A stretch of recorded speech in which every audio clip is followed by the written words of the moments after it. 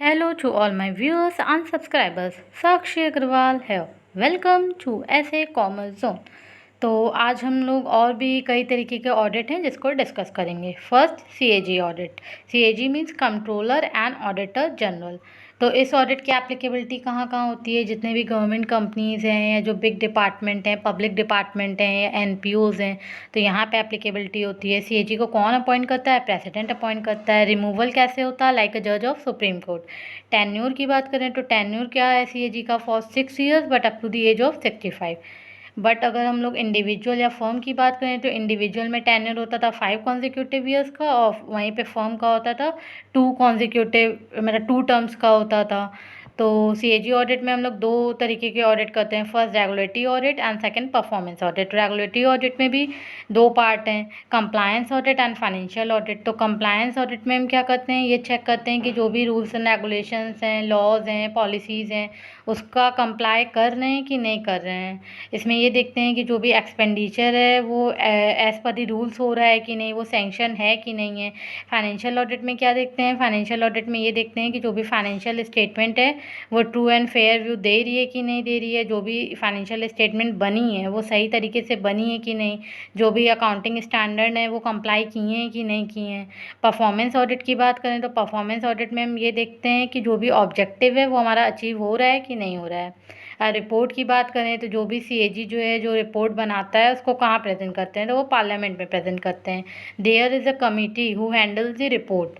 जो रिपोर्ट को हैंडल करती है तो वहाँ पे दो तरीके की कमेटी होती है। First committee on public sector undertaking and second public account committee, जिसको शॉर्ट में हम लोग पैक बोलते हैं, PAC.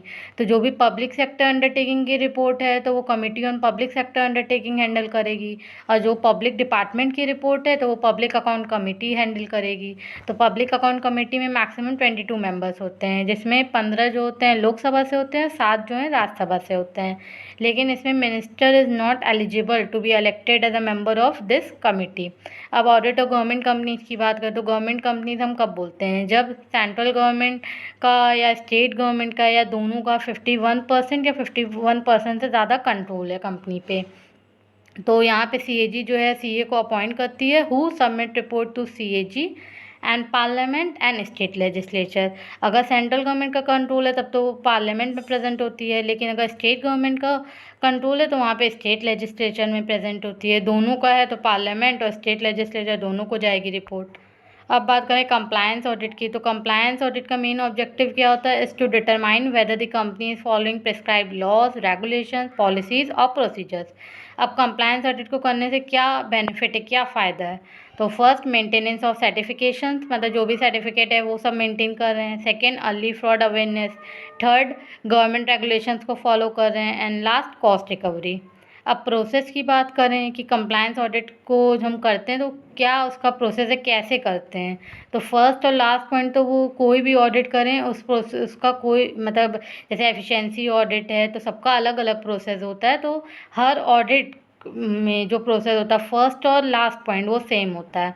First clarify about scope and object of audit. Second understanding applicable laws, मतलब जो भी अगर लिस्टेड कंपनी है तो वहाँ पे सेबी का मतलब है सेबी रेगुलेट करेगी, आरबीआई का कंट्रोल कहाँ है, तो जितने भी एप्लीकेबल लॉज हैं उनकी अंडरस्टैंडिंग होना चाहिए। थर्ड आइडेंटिफाई इवेंट्स, मतलब इवेंट्स जो है इसमें कंप्लायंस इवेंट कौन से हैं, नॉन कंप्लायंस इवेंट कौन से हैं।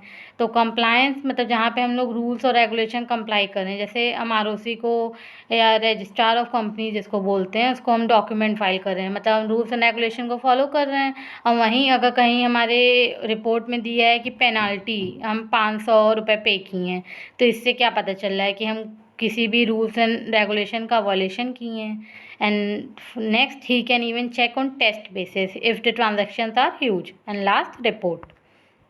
अब एफिशिएंसी ऑडिट की बात करें तो एफिशिएंसी क्या इंडिकेट करता है कि जो भी ऑर्गेनाइजेशन है वो कैसे मतलब रिसोर्सेज का वेल यूज़ कर रहा है, ऑप्टिमम यूज़ कर रहा है।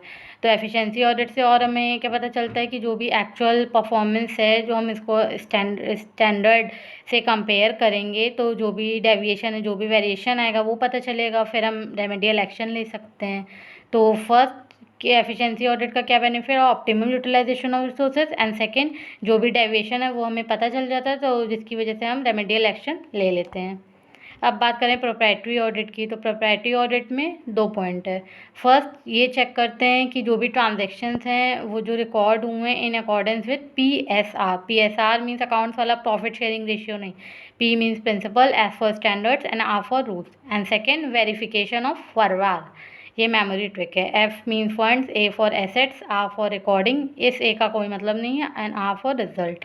तो जो भी बिजनेस फंड्स हैं वो प्रॉपर्ली यूटिलाइज हो रहे हैं कि नहीं, एसेट्स का मिसयूज़ नहीं हो रहा है, प्रॉपर रिकॉर्डिंग हो रही है बुक्स ऑफ अकाउंट्स में, और R last the concern is providing the expected result. तो ये मेमोरी ट्रिक है। First to check all the transaction record in according with PSR and second verification of फॉरवार।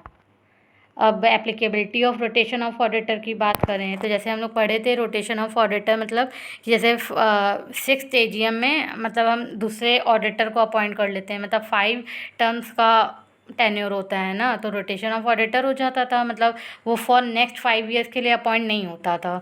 तो rotation of auditor की applicability कहाँ कहाँ पे है, तो first every listed company, second public company having paid up capital exceeds और equal to 10 crore, private company having paid up capital exceeds और equal to 20 crore, और any company whose public borrowings exceeds और इक्वल टू 50 करोड़। और जो भी incoming auditor है, जो भी ऑडिटर आ रहा है, it should not be associated with outgoing auditor. तो thank you, that's all for today. Keep doing, keep learning and keep growing.